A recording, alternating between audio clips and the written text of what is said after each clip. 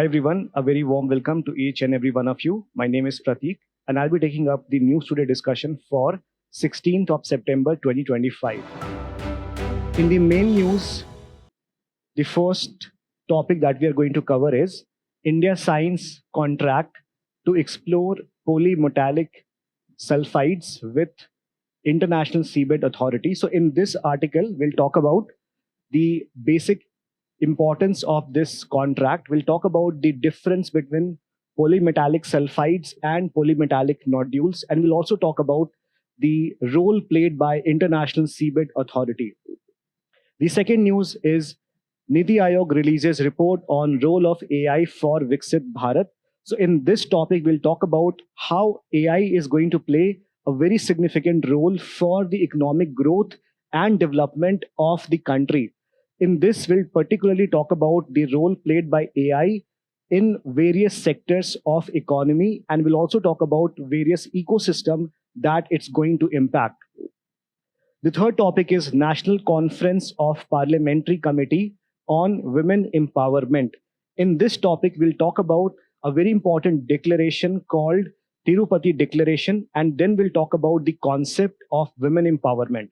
So here we'll talk about the idea of women empowerment and how it is different from the other similarly sounding terms like equity, equality, etc. Then we'll talk about the measures that the government has taken to ensure women empowerment in the country, and then we'll talk about the challenges that continue to exist in the empowerment process of women. Fourth news is about national policy on geothermal energy. This is recently released by Ministry of New and Renewable Energy. So we'll talk about first what exactly is the concept of geothermal energy and why this policy is very significant. Then we'll talk about 5 key salient features of this policy. The last news will talk about 7 places from India listed in tentative list of UNESCO's World Heritage Convention. So here we'll just list down the places, why they are being located, why they are important, and in which part of country they are located. Then we have certain quick updates, and then in personality in news we'll be covering M. Vishveshwaraya, on whose birthday we celebrate Engineers Day. So let us start with the very first news, which is India signs 15-year contract with International Seabed Authority for exploration of polymetallic sulfides in a very particular region called Carlsberg Ridge. So if we look at this particular news, this is important from the perspective of geography. If you look at the meaning of these terms or the concepts of polymetallic nodules or polymetallic sulfides or the concept of ridge or where it is located, so it would basically fall within the domain of geography, physical geography to be precise. And when we talk about the resource extraction or the significance of this entire contract, and then in terms of the role played by the International Seabed Authority, then that would basically be under the domain of GS Paper 2, International Relations. So we'll talk about all of these matters very in detail. So first, let's talk about what exactly is this news all about. So the news is very simple. The news is that India has signed a contract to explore a certain mineral, and that mineral is polymetallic sulfide. And why India needs first to get or to take permission from International Seabed Authority? The simple reason is because this mineral does not lie within India's exclusive economic zone. So as you know that under UN clause, there are several regions of where the country can use and explore different metals or resources. So when these resources lie outside their exclusive economic zone, then the country needs the permission of a body to take or extract certain resources. And for that, International Seabed Authority comes into picture. Now you tell me, where is the headquarter of ISA located? Okay. So we'll talk about ISA as well, but Just for the sake of curiosity, let me know where it is located. Okay. Then, with respect to the news, what exactly has happened? That this is not the first time that India has sought permission from ISA to explore or to explore some international seabed or explore the polymetallic sulfides or nodules. So it has been the third time since India has sought permission from the International Seabed Authority. So in the past also we have sought some permission or some sort of a contract in terms of polymetallic nodules that was in central Indian Ocean basin and the PMS in the Indian Ocean ridge. Okay, so this is important information because UPSC may ask you that this is the first time that India has sought a contract with ISA. So this will not be the correct statement. It is the third time that India has sought permission. Now, earlier it was done for polymetallic nodules, and now this is for polymetallic sulfide. So naturally, you will ask this question that what exactly is the difference between polymetallic nodules and polymetallic sulfides? Now, this is the difference between polymetallic nodules versus polymetallic sulfides. So if you look at the images of polymetallic nodules, you'll see that they are essentially pebble shaped, just like a rock has a pebble. So they are pebble shaped, and they are basically found where they're found in abyssal plains in the ocean range, right? So they're basically in the ocean plains that they are found, and in terms of shape, they are basically pebbles shape, and generally they are found to have manganese characteristics. So they have manganese or iron, right? And the good thing or a bad thing is that they are very abundantly available, but they're not available in a concentrated format. So even though they're easy to extract, but it takes a lot of time and energy to locate a place where they are found in abundant location. On the other hand, if you look at polymetallic sulfides, they are located near oceanic ridges, which means that certain areas of the ocean plains has certain areas which are basically in the shape they are elevated in region, or maybe they are depressed in location. So in certain areas you generally find polymetallic sulfides. And what is the difference in terms of chemical composition?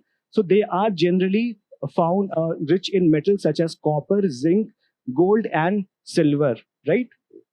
And then they are very difficult to collect because they are concentrated in the ridge areas. They're not distributed all across, just like the nodules, right? So this is the difference between PMS and PMN. Next, let's talk about more about the news. What exactly is this news talking about? So first of all, this is the first global license as far as exploration of polymetallic sulfide is concerned in the Carlsberg Ridge, right? So Carlsberg Ridge is a 3 lakh square kilometer area in Arabian Sea, and this also serves as the boundary of Indian and Arabian plates, right? So it is in Rodriguez Island. It is Owen fracture zone. Okay. So India has also submitted another application for exploration, and this is essentially at Afanasy Nikitin Seamount (ANS) in the Central Ocean, Indian Ocean region.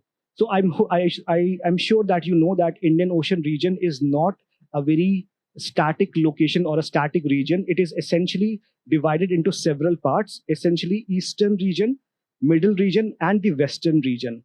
Generally, the Western region is shallower compared to the Eastern region, and most of the resources are located in the Eastern region. And also the Central Indian Ocean also has several resources. But the point is that this application essentially is contested by Sri Lanka, because Sri Lanka is also claiming exploration right in the ANS region. But as of now, at the Carlsberg Ridge, India has not sought, or it has not got into conflict with any other rival claim. Then when it comes to why this matters for India, why, and we should ask this question particularly because exploration of such minerals is heavily cost intensive.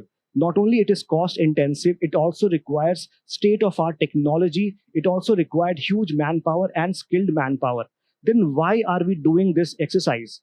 First, it is important because all of them are critical minerals. Polymetallic sulfides and polymetallic nodules are very rich in those elements which are used for power electric vehicles. They're essential for batteries and essentially for meeting India's renewable energy targets. Secondly, it is important as part of geopolitics because China is also moving or it's expanding its footprint not just in the South China Sea, but also in the Indian Ocean region. You may have heard about the recent news that China is now building some marine construction in the the Scarborough Shoal region near the South China Sea, which has antagonized Philippines, right? So this is something that is also affecting India. Third, it is acting as a future insurance. Even if mining isn't immediate, it blocks the claim of rival countries, right? So this again is a sort of insurance. Fourthly, it promotes India's blue economy.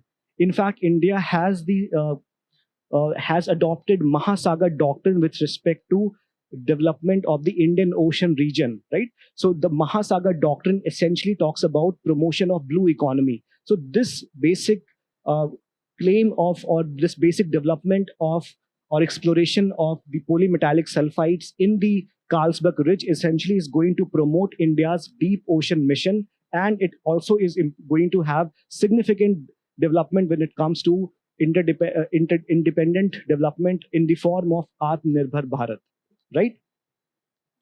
Fine. So if you look at ISA, International Seabed Authority, its headquarter is in Kingston, Jamaica. Second, it is an autonomous international organization established under the 1982 UN clause, which is United Nations Convention on the Law of Sea, and its 1994 agreement for implementation, right? What is the function? Through ISA states parties to the UN clause. So parties means those who have accepted and ratified UN clause. They organize and control all mineral resources related activities in the area, and it is for the benefit of mankind as a whole. It is not for the development of any single country. Then it has members which are 170, including India. So if you look at the previous year question, UPSC had asked this question: Sea is an important component of cosmos. Discuss in light of the above statement the role of IMO, International Maritime Organization, in protecting environment and enhancing marine safety and security. This question was asked. So along the same line, I have given this practice question for you, which is like this. India has recently signed a contract with International Seabed Authority to explore polymetallic sulfides in the Carlsberg Ridge. Then, in this context, discuss the role played by International Seabed Authority in the development of mineral-related operation in the international seabed or the high seas. Now, try to attempt this question. Try to tell me what would be the key points that you will mention within the role, right? Okay. So let's go to the next news, which is Niti Aayog has recently released a report which is titled AI for Viksit Bharat, the opportunity for accelerated economic growth. And this can be part of GS paper 3, Indian economy, or it can be part of science and tech, or it can be part of even sustainable development within your Indian economy. So first of all, if you look at the report, in this report, Niti Aayog has given significant benefits and significant numbers that will help us to judge how AI is going to help in the development of the country. So first, from the perspective of prelims, we should be aware about the concept of AI, right? What exactly is artificial intelligence? What is artificial intelligence and what is some other associated concepts related to it? Then some major development that has led to AI, along with various tests that has led to this point, and the sort of development measures that the government has taken, including India AI mission. So if you look at what Yuval Noah Harari says in a book called Nexus, that AI is a very different thing. In terms of that, the earlier development that happened were essentially tools that helped human being to do something. But this time AI is a very different entity in the sense that not only it is a tool, in fact it's not just a tool, but it is something that is capable to take autonomous decision. That is why this is a very different entity. And a lot of people have projected anxieties and concerns with respect to AI development in terms of job losses, in terms of developing cognitive biases or algorithmic biases, etc. But can AI be used for development role as well? According to Niti Aayog, it can be used for development, and it can be used, in fact, for Viksit Bharat as well. And Niti Aayog has provided the use cases where this can be accomplished. So first, Niti Aayog has provided this data that use of AI can lead to 8% plus GDP growth that will help towards achieving the Viksit Bharat mission. Then secondly, it will bridge the growth gap in terms of projected $6.6 trillion economy to aspirational $8.3 trillion economy by 2035. So this is the number that Niti Aayog has estimated, which can result due to use of AI. Now, Niti Aayog has also provided how it can be done. So here, the opportunities are mentioned. So it has given three major use cases. First, in terms of acceleration, which means that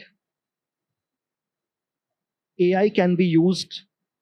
There are certain sectors where AI is already being used. Now, the idea is that there has to be acceleration or more speeding up needs to be done in terms of adoption, and this has to be done across industries. This is going to fetch an additional 30 to 35% jump in the growth or economic growth of the country. And particularly, Niti Aayog has recommended that AI be used in banking sector and in the manufacturing sector. Secondly, AI can be used to transform the R&D sector, such as especially with the generative AI. Now, generative AI is a very specific case of AI which got into news after Chat GPT. And essentially, what generative AI does, it generates text, it generates images, it also generates videos, right? So it is extremely important tool for research and development. And especially this can be used for drug discovery, because drug discovery is a very expensive process. And if you have agentic AIs or you have AI as a tool, it can definitely reduce time and energy and cost for discovery of drugs.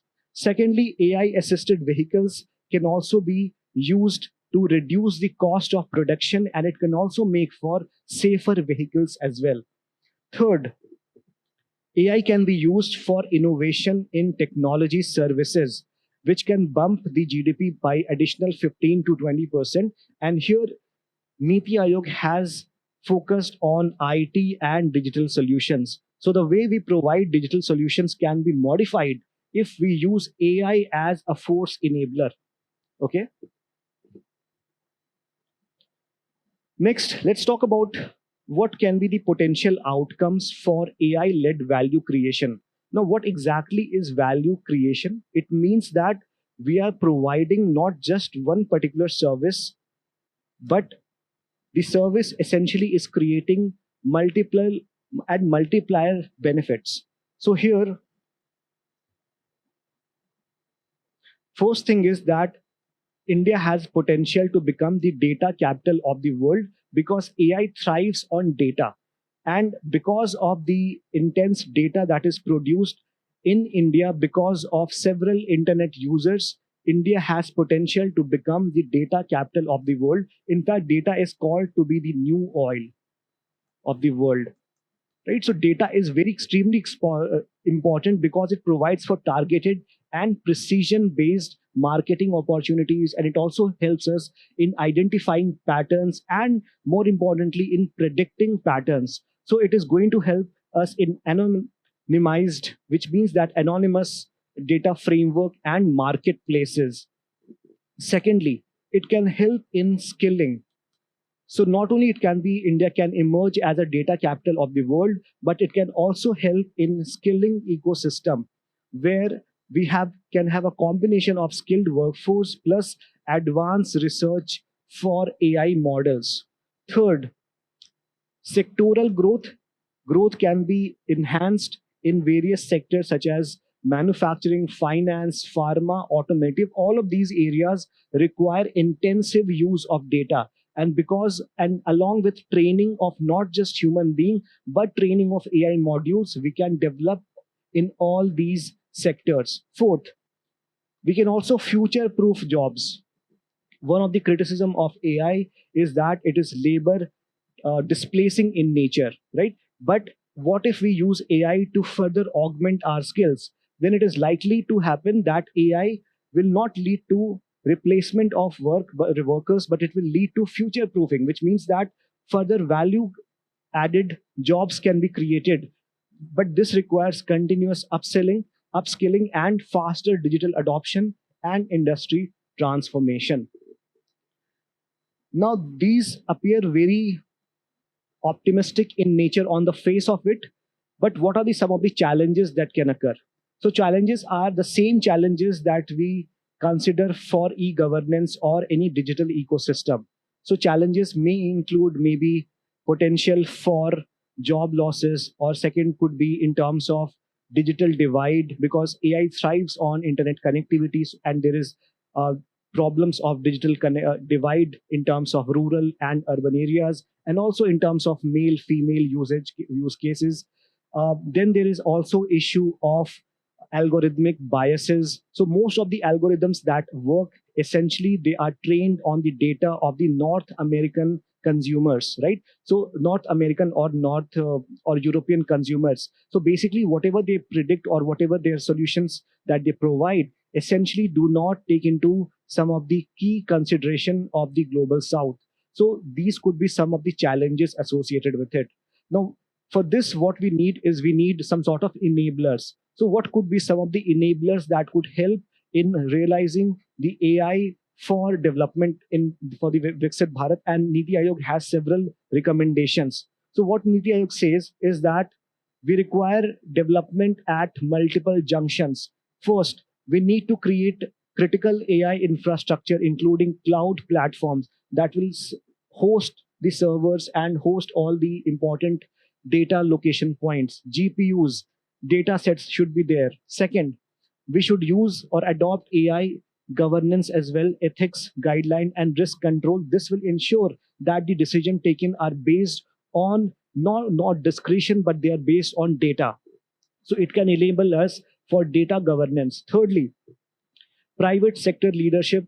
We can embed AI in industry processes and reskilling the workforce, because at the end of the day, the private sector is the one that promotes and that creates a lot of workforce. So it is essential that we create some sort of reskilling program in the workforce of the private sector.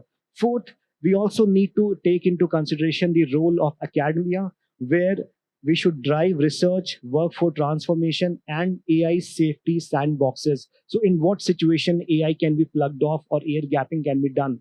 Lastly, all of them are technical solutions, but at the same time, we also need some social solution, social enabler, which is equitable accesses, which means that we should extend AI resources to the medium, small, and micro enterprises and underrepresented regions, including the aspirational districts. And not just that, we also should extend its usage to women, to scheduled caste community, to all the underdeveloped or underprivileged section of the society. So this is all about the report. If you look at the previous year question, UPSC had asked a very specific question with respect to AI way back in 2023. And that question was, introduce the concept of artificial intelligence. You should know about what exactly it is. So you may have different ideas of AI, but can you write in a technical manner what exactly is AI? How is it different? What exactly is different about the concept of AI? How does AI help clinical diagnosis? So basically, this is an application of AI in healthcare. At the same time, UPSC can also ask you a question which requires you to interpret the role of AI in education, or they can ask you to interpret the role of AI in terms of workforce or employment. Fine. So moving on to the next topic, which is first National Conference of Parliamentary and Legislative Committees on Women Empowerment held. It was held in Tirupati in Andhra Pradesh. Okay. And this basically was on the role played by women in development and what can be done, what measures can be done to promote women-led development, right? So let's first take a look into the Tirupati resolution that was emphasized. So within Tirupati declaration, a very important concept. In fact, you can use this whenever you are talking about or whenever you are writing about women empowerment. So within Tirupati resolution, there were three major points that were re-emphasized. First was that there is a need to apply gender lens.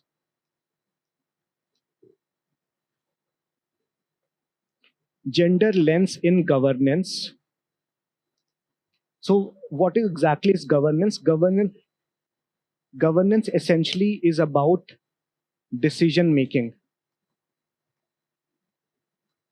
So whenever decision making is done, it is done from the perspective of generally from the perspective of some dominant stakeholder.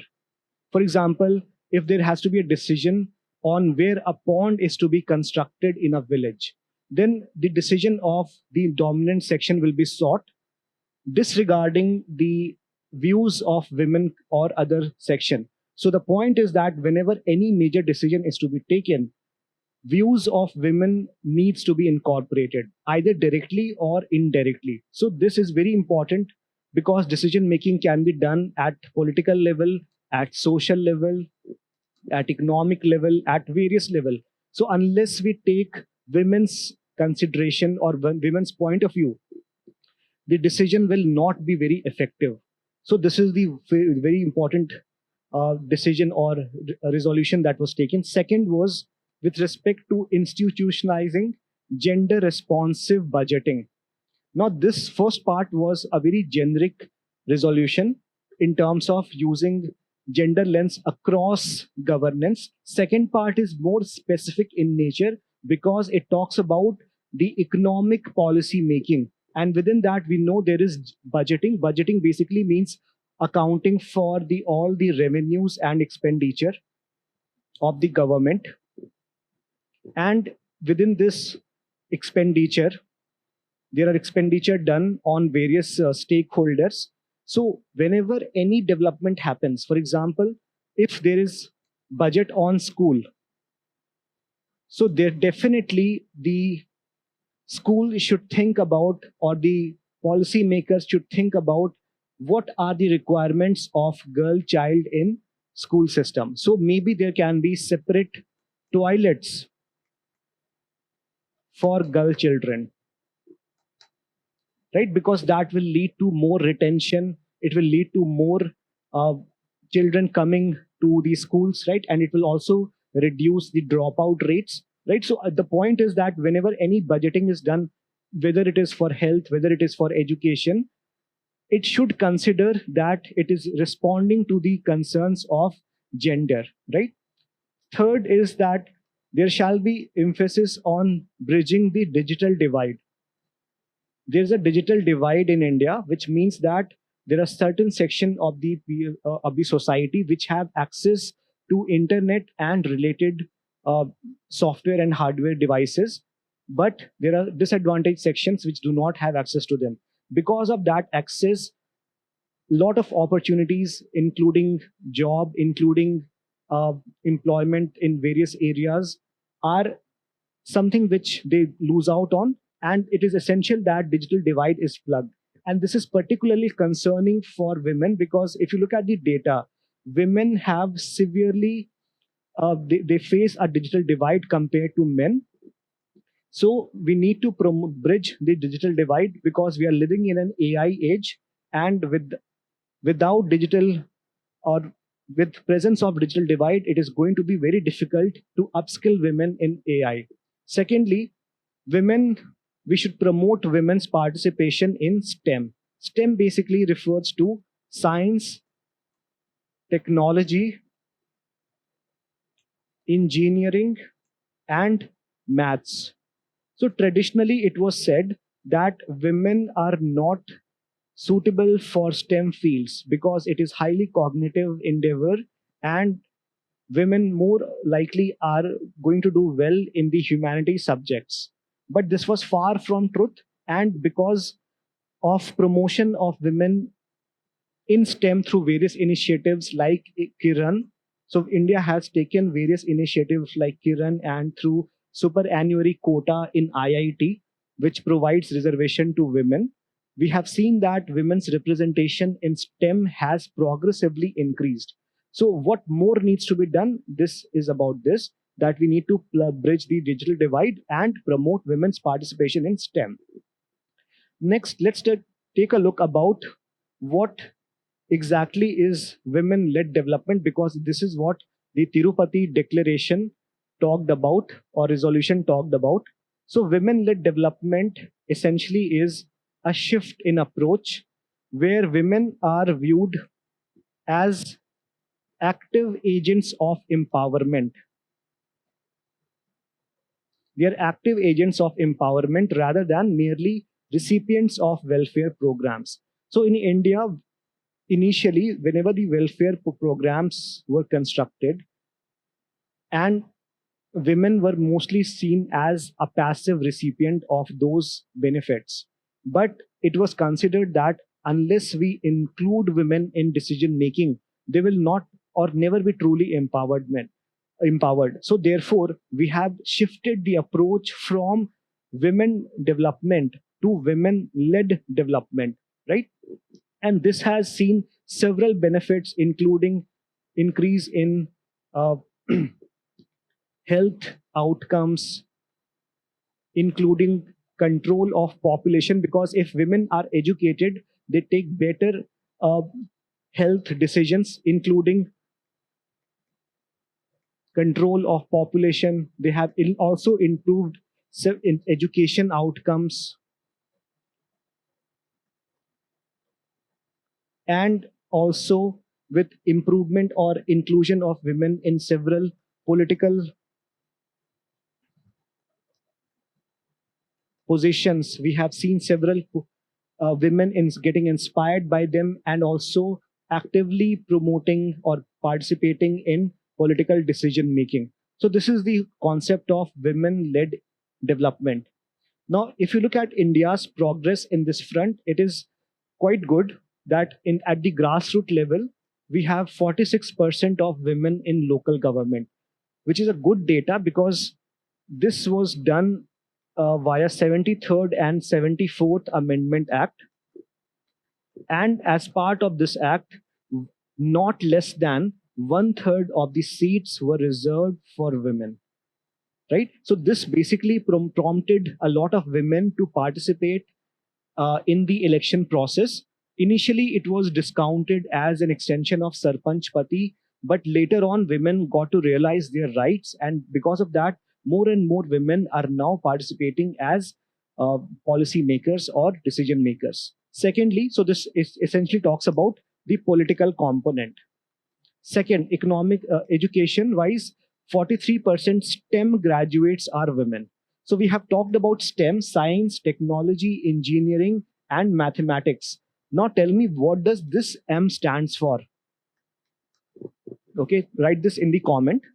Next, financial education or empowerment. Women form 69% of the various schemes, and they are 84% stand up India beneficiary. So basically, we have several schemes which provides for loans to women, and within that, 69% of these schemes are taken by the beneficiary are women. And this is also seen in policies such as the Pradhan Mantri Jan Dhan Yojana or the Stand Up India beneficiary, because here women led empowerment is being talked about through providing them financial help. Now let's take a look about the challenges.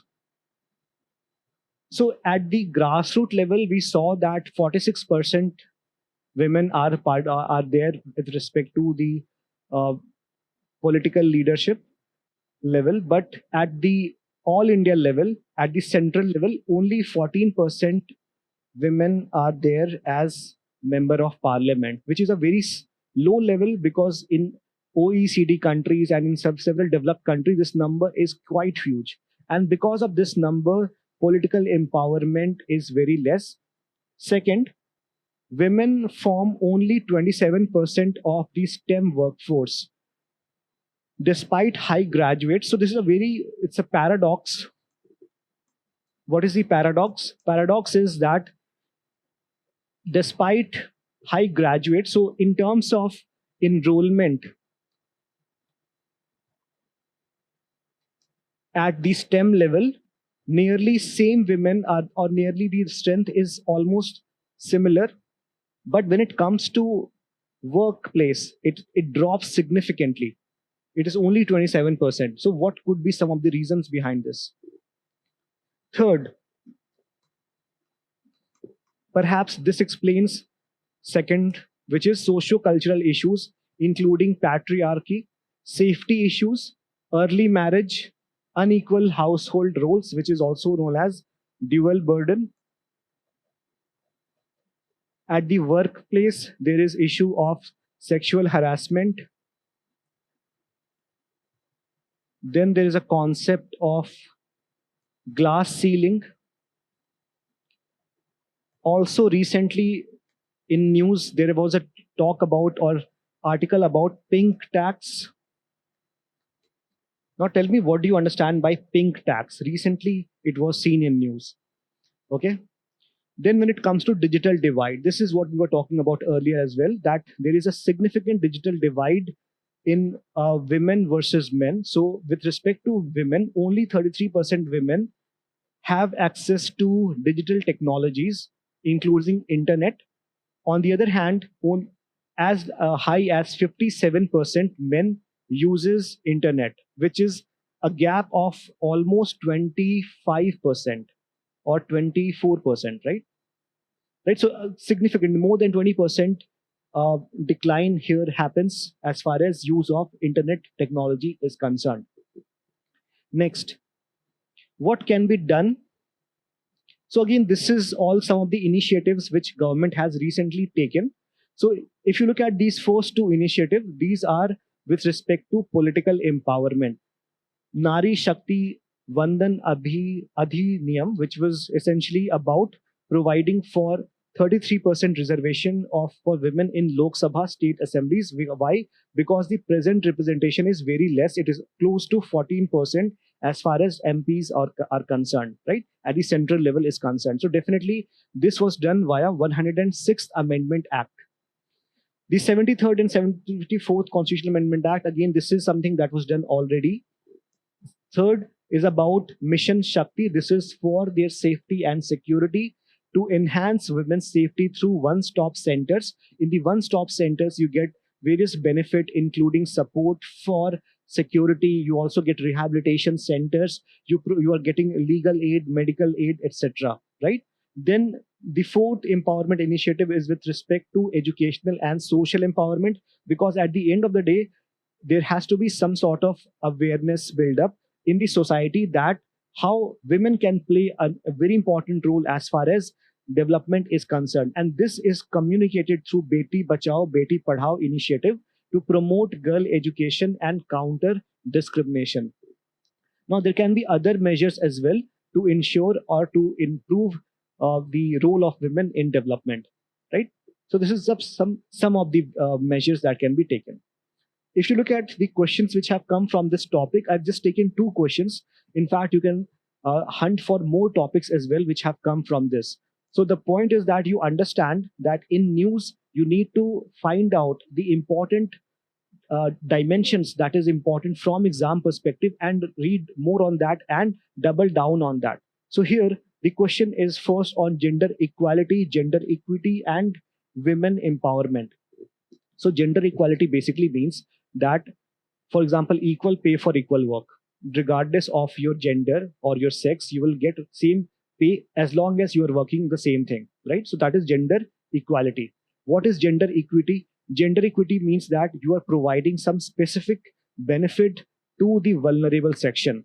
For example, reservation policy can be considered as an example of gender equity. For example, the 73rd Amendment Act can be given as an example of gender equity. What about women empowerment? Here, you're not giving anything to women, you're enabling women to take decisions on her own.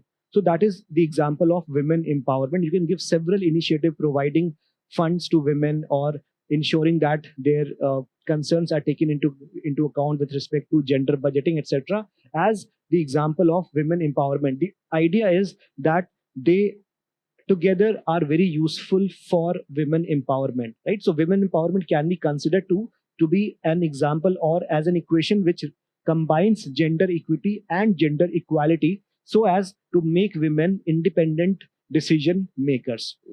The second part of the question is, why is it important to take gender concerns into account in program design and implementation, right? So here we can talk about how we cannot assume that how their problems are different, right? And we can talk about their concerns, right, in terms of political representation, in terms of economic concerns, social issues, including patriarchy. So we can mention all these aspects here.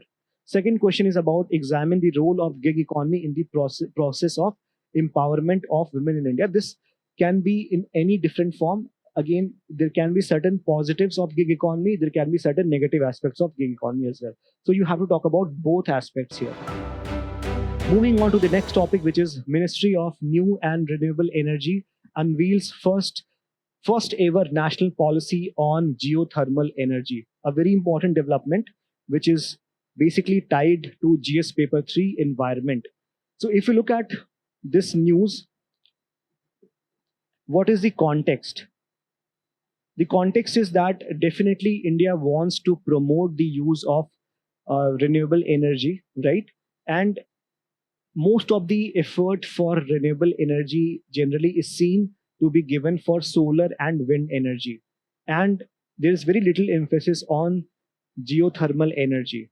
So the first reason is that we need to give more significance to geothermal energy. Secondly, India also has this target of net zero emissions by 2070. Compared to coal fired power plants, geothermal energy just reduce or takes 5% of the GHG or the greenhouse gases. So it is quite efficient in terms of control of emissions, right? And if you look at the geothermal provinces of India, it is widely distributed. Especially you can look at it in the Himalayan region, it is there in Manikiran, and then it is there in Northeast Himalayas, it is also in Cambi region. So across all over India, it is located. Then what are the key features of this geothermal policy? It is basically divided into 5 parts, or 5 key features are there. First, you need to recognize which areas are there. So first pillar is recognition. Second pillar is with respect to regulation. So once you have recognized which areas the geothermal energy is, now you work on regulating in terms of how the development is to be conducted and how we need to extract these resources. Third is about development in terms of research, in terms of extracting the resources. Fourth is with respect to collaboration in terms of skill development and ensuring that we are getting sufficient technical prowess with respect to sufficiently and sustainably utilizing the geothermal energy. And lastly, it is about monetizing through leasing process. So before that, just quickly let's go through the meaning of geothermal energy, which essentially is the heat from the earth. So geo basically means earth and thermal means heat. So the heat from earth is called geothermal energy. How does it come? It comes from natural or man-made reservoirs of hot stream at different depths. So basically, as we know, that earth is constructed of various various parts. So it has crust, it has mantle, it has core.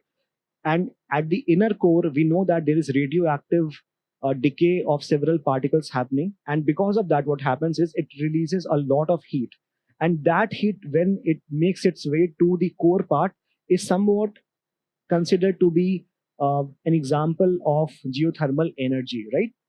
So by drilling wells, this heat can be trapped or tapped for electricity generation, and it can also be used for heating, cooling, and other application. In fact, geothermal energy is used quite well when it comes to New Zealand, when it comes to Iceland, or even in Kenya. So a lot of countries utilize geothermal energy quite efficiently. Now, if you look at the salient features of the national geothermal policy, as we discussed, it has five key pillars. The first pillar is with respect to the uh, recognition and scoping. So first, we need to recognize where are the hot springs located. So we have recognized 381 hot spring and 10 provinces with potential. Secondly, it supports high enthalpy. Enthalpy basically refers to electricity, and low medium enthalpy uh, uses, right? So first we understand where the potential areas are. Second, we just understand what are the use cases. And third, it covers resource assessment to end use, including hybrid system storage and repurposing oil gas wells for geothermal energy. So first we identify and then we match it with that of use cases. Second important feature is with respect to sustainability and regulation. So once we have identified the location, then the second part is with respect to providing or ensuring safe re-injection rules compilation, and ensuring that all the stakeholders have been taken some sort of consultation has been taken place with them. And it also provides single window clearances via state nodal agency. This is to ensure that the compliance mechanism is good, and also it ensures faster decision making. Third is about development and financial modeling. And interestingly, this allows for 100% FDI. It promotes domestic innovation and oil gas collaboration. Very interesting part. It offers risk sharing, concessional loans, viability gap funding, green bonds, feed in tariffs, blended finance. Next, it also proposes grants tax, GST exemptions, tax holidays, accelerated depreciation, property tax relief. So, all these are some of the incentives that are provided by the government so that this sector can be monetized effectively, or the financial modeling can be viable. Next part is with respect to collaboration and capacity building. For this policy promotes international cooperation and peer learning. We have discussed how it promotes 100% FDI, right? So this will definitely promote for some technology transfer or technological sharing as well.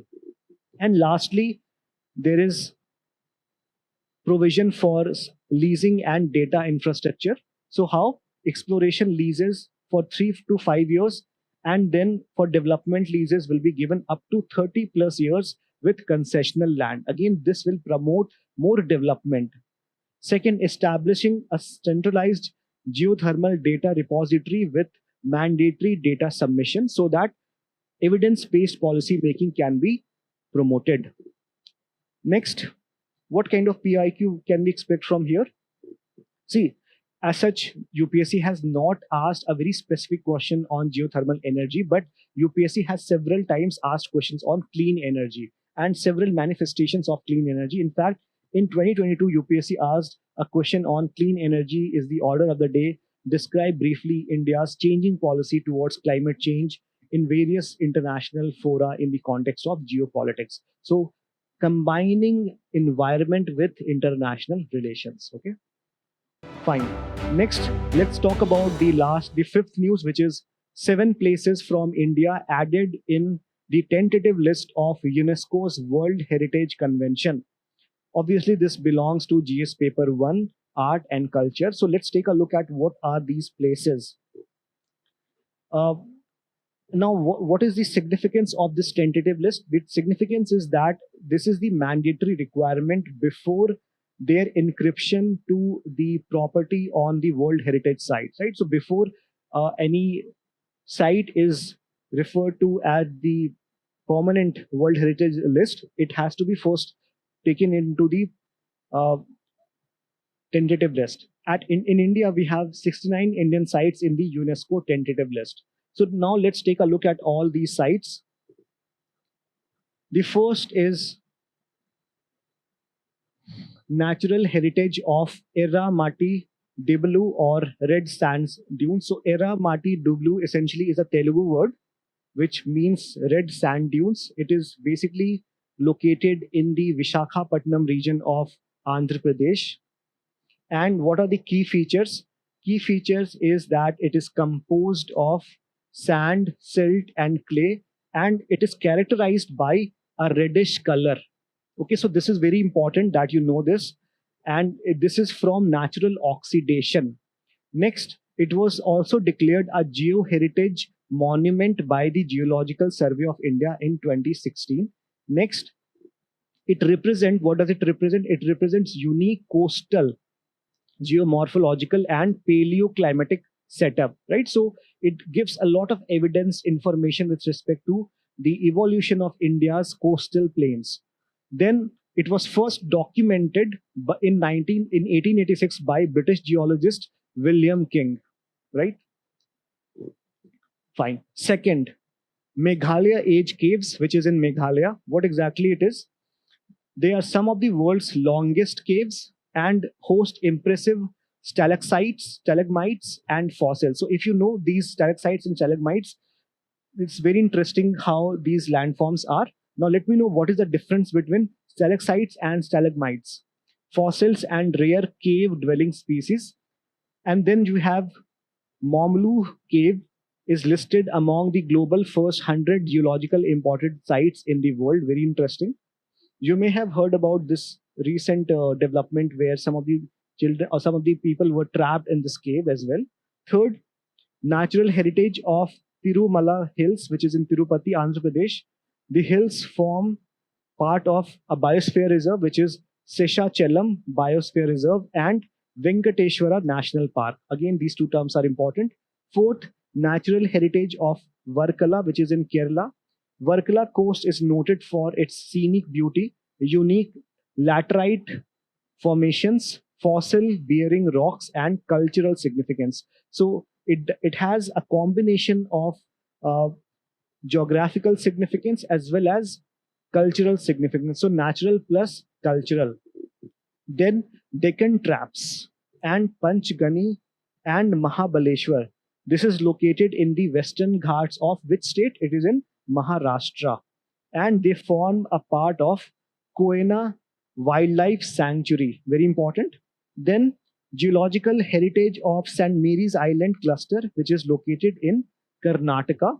And these sites are protected by CRZ, which is Coastal Regulation Zones of the Government of India, and has been declared as National Geological Monument by GSI, which is Geological Survey of India. Then we have Naga Hills Ophiolite, Nagaland. So this belt displays a section of oceanic crust and mantle thrust onto land, offering crucial evidence of tectonic plate movement and Earth's internal processes. Now, this is a very important development. And suppose there is a question on tectonic plates movement, and in fact, UPSC asked a question earlier about the evidence for various plate boundary interaction, etc. So you can use this as an example, right? You can use this as Naga Hill Ophiolite as an example where oceanic crust and mantle are thrust into each other, right? So not only you can use them directly, but it can also be used as indirect way to further exemplify whatever you are studying in your static part. Let's talk about personality in news. So here we have M. Vishveshwaraya as the personality that we'll talk about in today's news. And why this is in news? Because we recently celebrated his birth anniversary, which was celebrated as Engineers Day. It is celebrated on 15th of September. I'm sure most of you are engineers who are watching this. Let me know how many of you are engineers here. Fine. So what about M. Vishveshwaraya? He was born in Karnataka in the Mysore state, right? It was earlier called as Mysore. And he studied civil engineering from College of Engineering, Pune. And what important is about his contribution, that is more important from the exam perspective. So in the ethics paper, GS paper 4, if you have read the syllabus, you'll know that we need to know about some of the important personalities, administrators, philosophers, etc., and their contribution, right? Because UPSC can ask you what can we learn from the life of M. Vishveshwaraya, or what was the contribution or role played by M. Vishveshwaraya in the development of India, or in the post and pre-development or development of in the pre and post independent development, right? So he has not just engineering contribution, he also has administrate as an administrator also, and as a scholar also, and he also got recognition, some recognition as Bharat Ratna as well. So in terms of engineering contribution, he was used, or he was very much useful, contributed in water management through construction of pipe siphon across one of the Panjara River's channels. He introduced a block system of irrigation in the Deccan Canal and developed system of automatic water floodgates. In fact, I recently read an article on the Hindu which talked about the development of the Bangalore city. And the Bangalore city essentially got its electricity and other water supply through a dam that was constructed by, or with the help of M. Vishveshwaraya way back in 1905. And because of that, it was possible for Bangalore to develop in the way it has used to develop, right? So this was a significant contribution played by M. Vishveshwaraya. Now, when it comes to administrator, he was the Diwan of Mysore, establishing University of Mysore. He was also a very accomplished scholar. He published books called Reconstructing India and Planned Economy of India, on Indian economy. So essentially, M. Vishveshwaraya was very much a proponent of planned economy and centralized economy, which was against the idea of Mahatma Gandhi, because Mahatma Gandhi essentially advocated for decentralized development, right? Recognition, he was conferred India's highest honor, which is Bharat Ratna, in which year? In 1955 only, right? So as he was alive, so he died in 1962, and coincidentally it was the India-China war time, but he got it way back in 1955 only. So what are some of the value that we can learn from the life of M. Vishveshwaraya? We can learn the life of commitment to public service, leadership, professionalism, integrity, equality, etc. But you can't just write this, you have to explain it through such examples as well. All right. Now we'll move to quick updates. And in the quick updates, the first news is Section 3, Clause D of Indian Patent Act. And interestingly, UPSC had asked a mains question on this as well. And why this was in news recently? Because the Indian Patent Office has revoked the patent on Novartis. Novartis is a very important, is a very big company of pharmaceutical, a cardiac drug candidate called Vimada, using Section 3D of Indian Patents Act. And what exactly Section 3 Clause D says? That it prevents evergreening. Now, what is evergreening? So understand the process of patenting. So developing any quality drug or pharmaceutical is a very expensive exercise, right? So therefore, whenever any pharmaceutical company is able to establish that its drug is showing some sort of potential, some sort of efficacy, it applies for patent and it gets patent, so that any other company is restricted from using the same process that it is using to develop its drug. This is essentially given to promote its intellectual property right. But what if this company starts exploiting the process? It just makes minor modification on the process or on the product and says and calls for patents again. In this case, or this is the case which is called as evergreening, that it extends the drug patents through minor modifications without any substantial therapeutic improvement. And this is what government does not allow in India, and this is prohibited through Section 3 Clause D of Indian Patent Act. Now, what is the significance of this act? The significance of this particular provision is that it ensures equitable or affordable access, especially the generic drugs in India are promoted through this. It supports India's role as the pharmacy of the world, It aligns with the Doha Declaration of TRIPS and Public Health, which was done in 2001, and it encourages genuine innovation and not superficial modification. And finally, it balances innovative incentives with affordability. Next news, Simlipal Tiger Reserve was in news. Why? Because the Union Ministry of Environment ordered a probe or investigation into the allegation that the villagers' consent for relocation from the core area of STR, that is Simlipal Tiger Reserve, was fraudulently obtained. Right. So this is why Simlipal Tiger Reserve was in news. So as of now, this news in particular is not that important. What is important is that since Simlipal Tiger Reserve is in news, we should know something about Simlipal Tiger Reserve, some factual aspects, right? So, in terms of location, it is located in the Mayurbhanj district of Odisha. It got status as Tiger Reserve in 1956 and included under Project Tiger in 1973. It is recognized as part of World Network of Biosphere Reserves by UNESCO in 2009. It has certain landforms or waterfalls, including Joranda and Barehi Pani.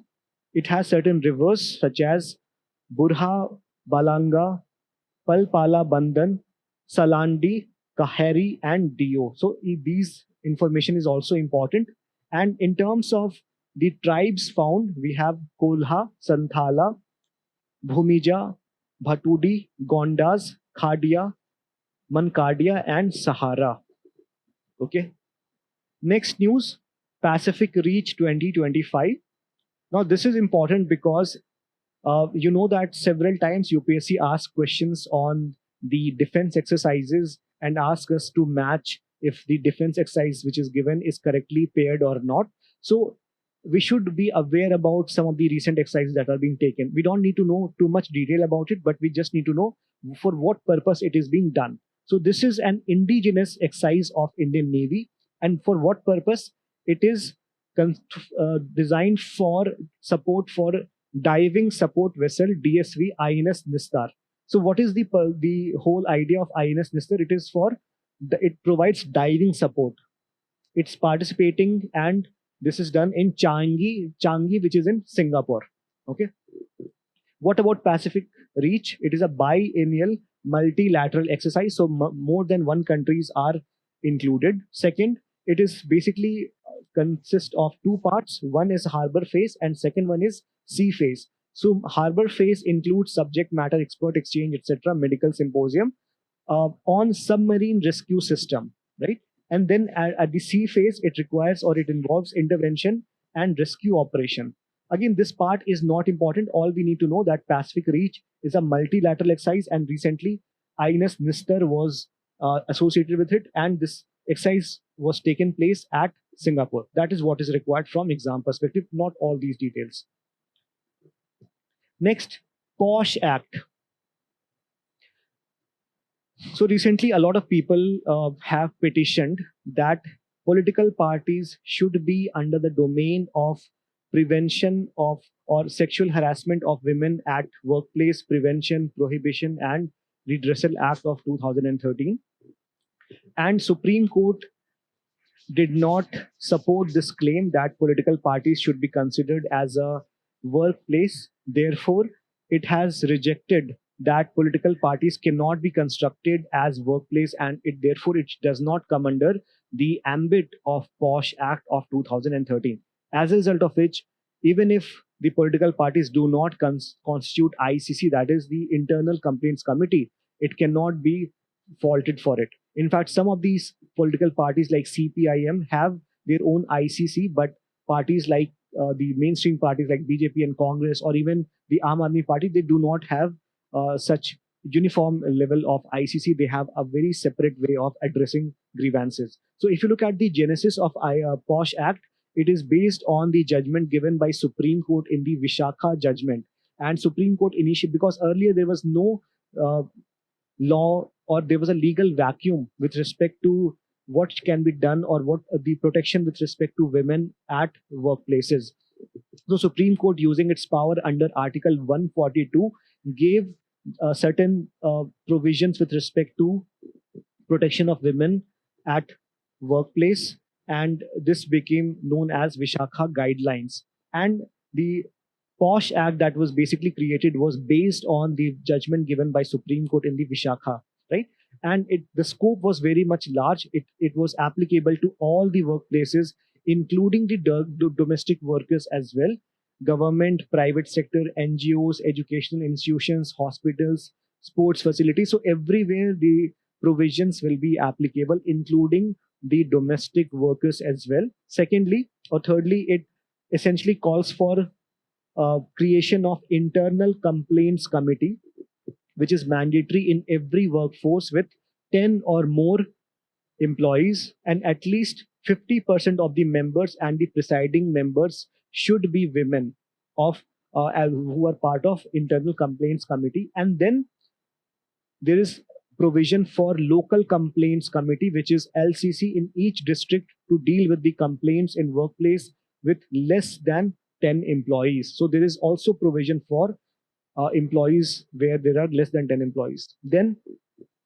complaint to be made within a period of 3 months from the date of incident to ICC or LCC, which are to complete inquiry within 90 days. So there is a specific time limit given to conduct the inquiry, because otherwise what can happen is that it could lead to compromise, or it can lead to the delay in justice, right? So this is all about the recent development with POSH Act. Next, stable coins. So if you have been following cryptocurrency, you know that stable coins was recently upheld or was promoted by Mr. Donald Trump, and US also had enacted Genius Act to promote stable coin. But interestingly, the Bank of England has proposed to restrict stable coin ownership, citing various risks, right? So this is what is the reason why we need to go back and brush our understanding of the term stable coins. So first of all, we need to understand that stable coins are nothing but a type of cryptocurrency, which is basically algorithmic in nature, and their value and how they are different. They are different because their value is pegged to another asset. It basically follows the value of another asset, and this can be a fiat currency, which can be a dollar, or it can be gold, to maintain a stable price. So therefore it is called stable coins. Then there are 3 types of stable coins on the basis of where they get their value pegged from. So if their pegged value is from the fiat, or fiat currency, then it is called fiat collateralized stable coin. If it is based on some algorithm, then it is crypto collateralized, and it can be non-collateralized as well, which means that it is neither based on any algorithm, or which is not based on any sort of fiat currency or any cryptocurrency or any sort of valuable as such. Then what are the advantages of stable coin? It is comparatively stable in nature as compared to the cryptocurrency. Second, it is cheaper, and it involves for fast cross-border transactions, right? This is something which is also to a large extent applicable to cryptocurrency as well. But generally what happens is cryptocurrency does not work as a medium of transaction. Generally they are used as an asset creation, right? So if only in the dark web, if you don't dark web, generally cryptocurrency is used at the dark web. Then what are the disadvantages? It risks mass withdrawal of holdings simultaneously. It fails the test of elasticity, etc. Right? So there is also risk of money laundering as well. So very interesting concept, stable coin. Now you tell me whether India should have any such regulation for stable coins or not. Then Rashtriya Gokul Mission. Why this was in news? Because Prime Minister Modi recently visited Bihar, especially, and in Purnia, he inaugurated sex sorted semen facility established under the Rashtriya Gokul scheme in Bihar. So the idea of sex or semen sex sorting is a technology that increases the likelihood of birth of female calves with about 90% accuracy. As you all know that women and men, they have XY and XX chromosomes. So female have this, male have XY chromosomes and females have XX chromosomes. So basically what happens during the semen sex sorting is that it sorts to promote more XX chromosomes. Okay. So there's a huge, a very cryogenic technology is used, and there is sorting technology. A lot of things is done. So this essentially is promotes female sex selection. Interestingly, the usage of this in human beings is prohibited in India, because generally in India, this technology is used for uh, curbing or for female feticide. Okay. So basically, this is banned in India as far as human beings are concerned. But for animals, it could be very beneficial. Why it is beneficial? Because if we produce more female calves, then it is going to enhance uh, production of milk and other aspects. So, what exactly is Rashtriya Gokul Mission? It was launched in 2014. Ministry of Fisheries, Animal Husbandry and Dairying. It's a central sector scheme. And what are the objectives? Development and conservation of indigenous bovine breeds. Second, upgradation of bovine population. Third, it enhances milk production. So if more female calves are produced, then definitely milk production will be more. It will also lead to conservation of indigenous bovine seeds because here there is no cross mating from foreign breeds, right? Then it is implemented by Department of Animal Husbandry and Dairying. Next, East African Crude Oil Pipeline, EACOP. And why this was in news? Because a study highlighted that this pipeline could generate 34 millions of carbon, 34 million tons of carbon, thereby leading to a lot of pollution and impact on greenhouse gases. So what exactly is EACOP? It's a 1,443 kilometer long pipeline that connects what? Oil fields in Uganda with that of Tanzania. So port of Tanzania. So it involves two countries. Which two countries it associates with? Uganda and Tanzania. Second, what are the concerns with this pipeline? First, as we discussed, it is going to generate 34 millions of carbon. Second, it has impact on the biodiversity in protected areas, including in Uganda. Then it is likely to displace a lot of tribals. So these are some of the concerns for this, and as a result, a lot of protest is happening. Next, Section 23, Clause 4 of RPA 1950.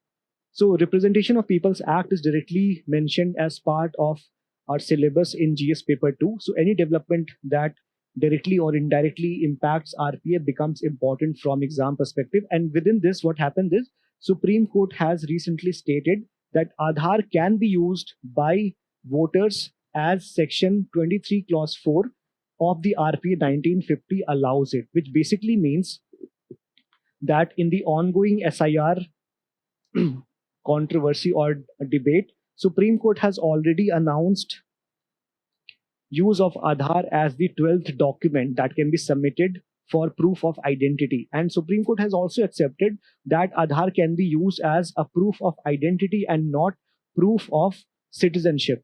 But again, a petitioner has questioned that judgment and said that Aadhaar can be manufactured very easily. So why don't we do some other usage of technology of documents which will ensure the better authenticity and identification of people. So Supreme Court has not dismissed that petition, saying that it is allowed as part of Representation of People's Act 1950, and that particular clause is Section 23 Clause 4. Right. So this is all which is important from this news, particular news. Next, so this is all about news today for 16th of September. Hope this was good for you. And I hope that by going through the discussion, you are able to solve each and every question that is popping up in your screen, right? So that's it from my side. Thank you so much. All the best.